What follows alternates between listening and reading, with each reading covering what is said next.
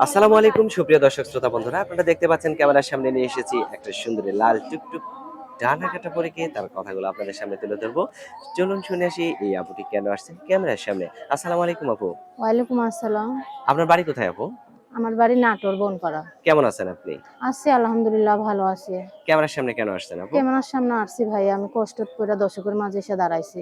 কষ্টে পড়ে দর্শকের মাঝে এসে দাঁড়াইছেন? হুম। কি কষ্ট আপনার, একটু দুই একটা নাম সৎ বলেন তো। মায়ের ঘর ভাই, এর জন্য আমি তো সৎ দর্শকের মায়ের মাঝে ঘর কেন আইছি। আপনার? আপনার তো এখন স্বামীর ঘরে থাকার কথা। না ভাই, কি করবো, যৌতুকের জন্য বিয়া হয় না, সৎ মায়ের ঘর অনেক কষ্ট। যৌতুকের জন্য বিয়ে হয় না? হুম। আপনার বয়স কত এখন? বয়স তো হবে পুরা 20 বছর ভাইয়া। সত্যি কথা বলতেছেন তো? সত্যি বলতাছি ভাইয়া। 20 বছর বয়স হয়ে গেছে, এখনো যৌতুকের জন্য বিয়ে হয় না। হ্যাঁ এটা কোনো ভাইয়া। কথা হইলো আপু? হ্যাঁ একটা ভাই, প্রেম সৎ টেম মা, করবেন, যার সৎ মা ঘরে ভাই সেই বুঝে কত যন্ত্রণা, একটা কত প্রেম টেম কষ্ট। করে বিয়ে বসবেন। হ্যাঁ, যে আমার সত্যকারের ভালোবেসে বিয়া শাদী করবে, সে যেমন হোক, বুড়া হোক জোয়ান হোক, ওইটা আমার সমস্যা নাই।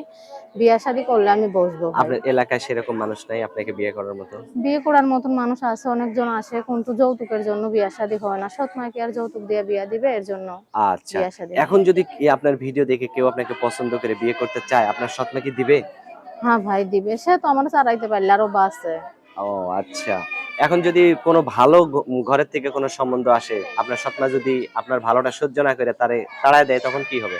না ভাই, সে যদি আমার সত্যকারের ভালোবেসে বিয়া শাদী করে, হুম। বিয়া শাদীর পরে আমার যে আপনার সাথে প্রান্তে তো নিয়ে ফোনে যাবে। যোগাযোগ থাকবেই, তাই না? হুম। আপনার সৎমা যদিও খারাপ ব্যবহার করে, আপনি তার সাথে চলে যেতে পারবেন, তাই না? হ্যাঁ, আমি চলে যাইতে আচ্ছা, পারবো, অনেক আমি সুন্দর কথা। যেই তো প্রান্তে নিয়ে যাবে আমি সেখানে তার সঙ্গে চলে যাবো। কিন্তু হুট করে তো আর বিয়ে বসে যাওয়া যায় না। শুধু একটা আমি মানুষের সাথে পরিচিত হুম, হইতে হবে।